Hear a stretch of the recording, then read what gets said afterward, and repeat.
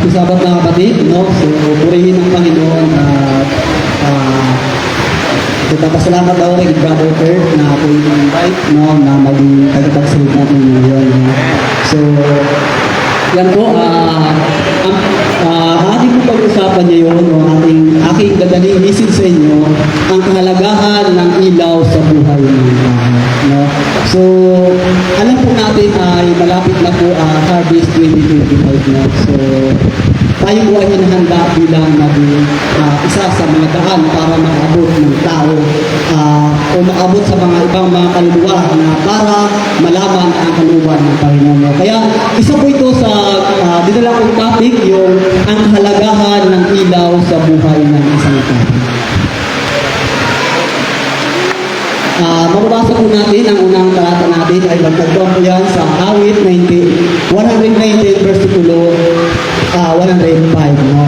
Ang nakalagay po dyan, ang salita po, ilawan sa aking mga paa at liwanag sa aking landas. Bago po tayo patuloy mga kapatid, tayo po muna isang daliang manalangin. Uwa mo namin Diyos mga Panama, maraming salamat po sa pangalan ito. Dalangin po namin Ama na ang aming pag-usapan, ang aming pag-aralan ngayon ay magkasi sa aming puso isipan upang magamit kami ito habang kami nabubuhay sa kalibutan ito. Patawat po sa aming nagpapasalamat, pagkasanot po po lang itong aming dalangin sa pangalan ng aming tagapagligtas na Jesus. Amen. Napakaganda po mga kapatid ang talata na binasa natin. Sinabi dyan, ang salita mo'y ilawan sa aking mga paa at liwanag sa aking landas. No?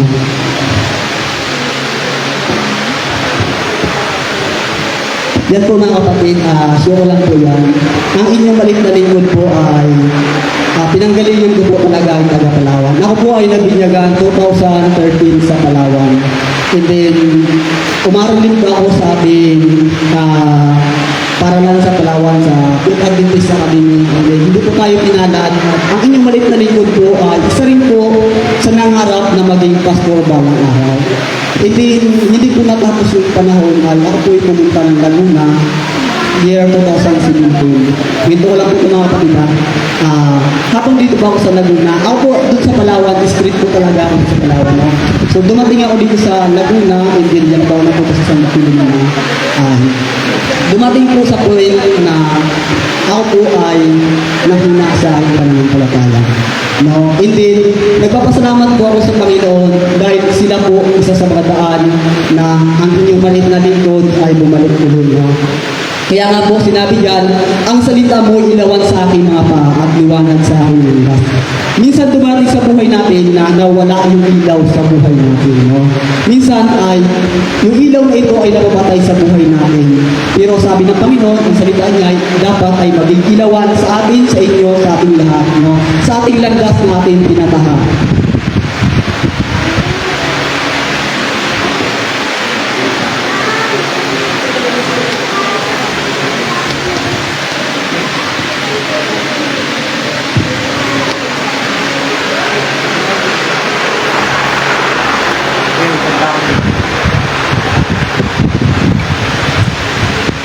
Yan po mga kapatid, sa sunod na slide po dyan ay may nakalagay po dyan na isang magandang kwento. No? Ang isang kwento ito ay mapupulutan natin ng sobrang gandang aral. No? May isang tao o may isang kabataan nakapos sa yaman. No? Kumbaga isang kahit isang tuwa. No? Habang siya po ay hirap sa buhay, dumating sa kanya yung isang salita na sinasabi.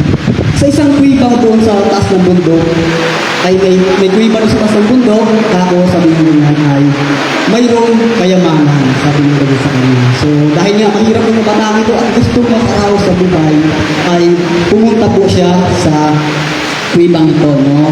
So, habang pumunta siya sa kuwibang ito, siya po ay naghanda ng kanyang mga gamit. Una-una, ilaw, linte, o sako at saka bag. No? At siya po ay tumahak po sa gabing madilim. Yan po, nakikita po natin sa picture niyan, madilim po. At ang tanging tanglaw po dyan nakita niya ay liwanag ng buwan. No? Yan po, siya na po ay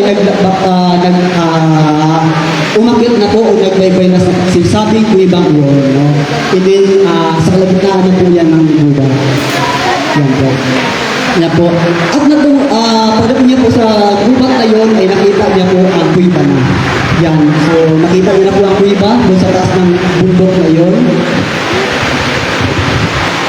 At pagkakita niya po sa kitang yun, ay pumasok na po siya doon sa loob ng kuiba.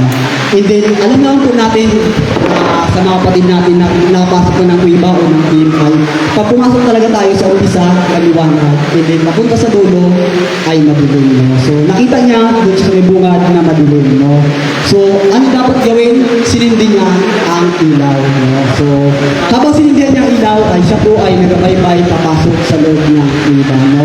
And then, habang pumapasok sa loob ng kuiba, ito nga, nakita niya na ang kuibang ito ay maraming ginto. No?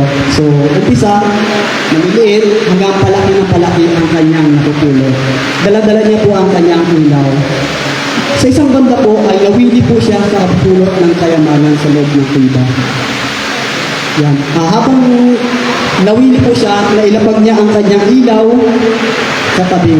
And then, tuloy-tuloy po siyang namumulong ng kayamanan. And then, sa masamang pangitain mga kapatid, sa masamang salita, yung ilaw niya po ay nahihipan ng hangin sa loob ng kuiba. Napatay ang kanyang ilaw. No? So, ang kwento ko dito mga kapatid, bilang isang tao, pag mapatay po ang ilaw sa aking buhay, alam na po ang mangyari sa akin. Kagaya ng inyong maliit na lingkod, napatay ang ilaw, dumaan po ako sa grabing pagsubok sa aking buhay. Kaya nga, sabi ko, nagpapasalamat ako sa Panginoon sapagkat ngayon po ako'y dandahan nakabalik, no? Sabi ko dati, pag tumatayo ako sa harapan, parang normal na lang. Pero ngayon, pag akyat ko dito sa harapan, para akong nanagnatin na maharap kayo. No? So, purihin ang Panginoon at patuloy na po tayong ginagamit sa kanyang mga gawain. No? So, sinabi pa nga dito sa aklat ng Mateo 5 verse 14, sinabi diyan, kayo ang ilaw ng isang libutan, ang isang bayan na nakatayo sa ibabaw ng isang bundok ay hindi may tatago. So mga kapatid, sinabi diyan, tayo ang ilaw ng sanlibutan, no? Tayo ang ilaw ng sanlibutan. So magiging ilaw ba tayo ng sanlibutan ito kung tayo po ay sa ipatakurap-kurap sa Bisaya o papatay-patay, no? Dapat talaga bilang isang ilaw ay talagang sa iba yung talagang na-highlight talaga tayo na maliwanag talaga tayo, no? Kasi hindi tayo magiging ilaw sa sanlibutan ito kung tayo po ay hindi maliwanag, no?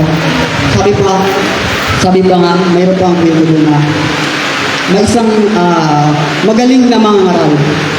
Habang siya po ay nangaral for divine service, so sobrang galing niya po talaga mangaral. Habang siya nangaral, lahat naman po ay nanginig sa kanya, maliban sa isa sa harapan niya.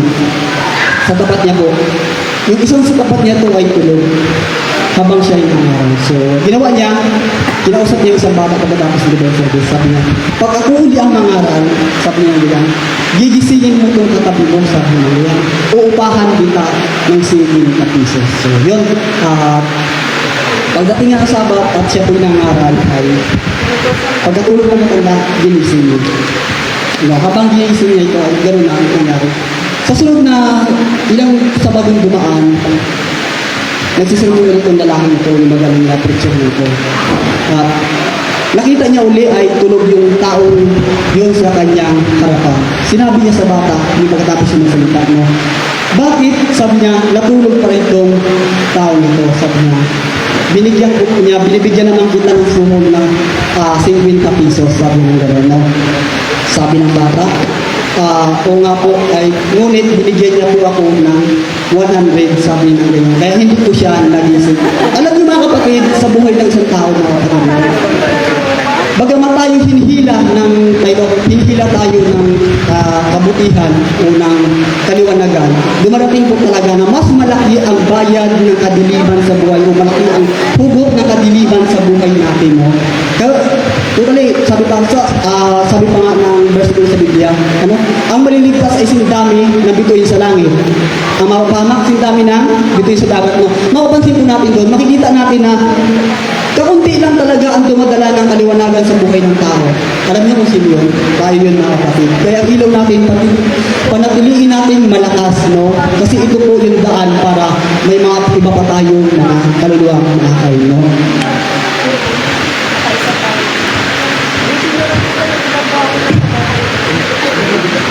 yan po, bago nga po ako patuloy, doon po lang po, ang inyong maliit na lingkod po ay mayroon din po akong ministry sa social media na ang Katotohanan Ministry.